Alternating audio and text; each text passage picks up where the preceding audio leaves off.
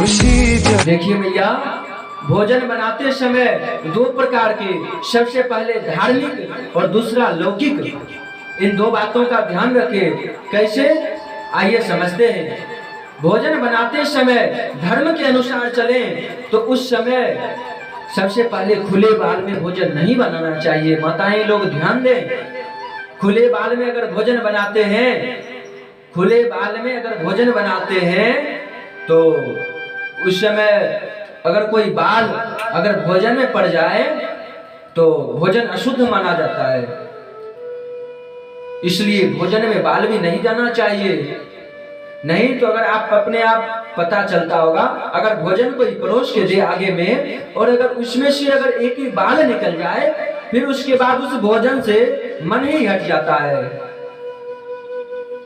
क्योंकि कहा गया है सिर्फ भोजन करने से ही शरीर में नहीं लगता है। भोजन अगर हम 10 रोटी कर लें तो इससे हमारा शरीर में पूरा संचार नहीं हो सकता है। अगर हम मन से अगर 2 रोटी 4 रोटी ही अगर खा लेते हैं, अगर मन से खा लिए ना तो वो ही लग जाता है।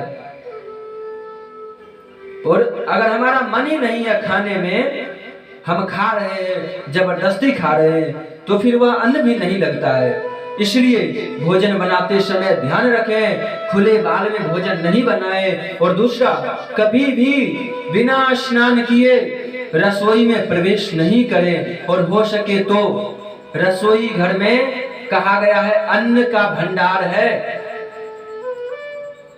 वहां पर अन्नपूर्णा मैया का एक मंदिर है। वो अन्न जहां पर आप भोजन बनाते हैं उस जगह पर भले ही वह कहने के लिए रसोई है, किचन है, लेकिन अगर धार्मिक दृष्टि से देखें तो वह एक अन्नपूर्णा माता का मंदिर है। जिस मंदिर में हम भोजन बनाते हैं वहां पर एक न एक फोटो भगवान का तस्वीर लगाना जरूरी है।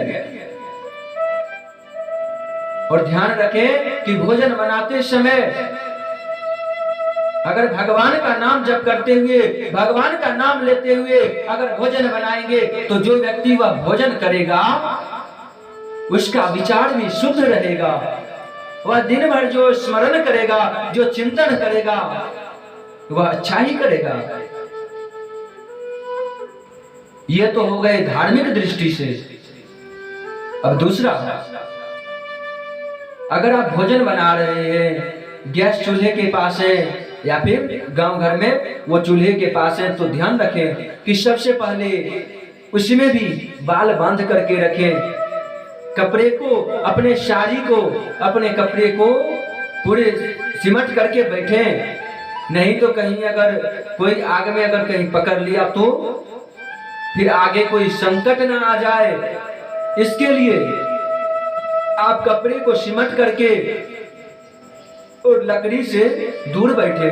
और जब भी अगर गैस के पास भोजन बना रहे हैं उस समय भी बाल बंधा होना चाहिए। इसलिए आप सभी लोग इन बातों का ध्यान रखें और हो सके तो जूठे हाथ से भोजन स्पर्श नहीं करें। और भोजन जब बनाते हैं, बनाने के बाद सबसे पहले भगवान को अर्पित कर दें। क्योंकि अगर भोजन बनाते हैं, भोजन बनाने के बाद अगर उसमें आप तुलसी दल अगर छोड़ देते हैं तो तुलसी दल छोड़ देने के बाद वह भोजन भगवान को अर्पित हो जाता है। और भगवान के अर्पित होने के बाद जो वह भोजन अगर हम ग्रहण करते हैं तो वह भोजन भोजन नहीं, वह भोजन प्रसाद बन जाता है।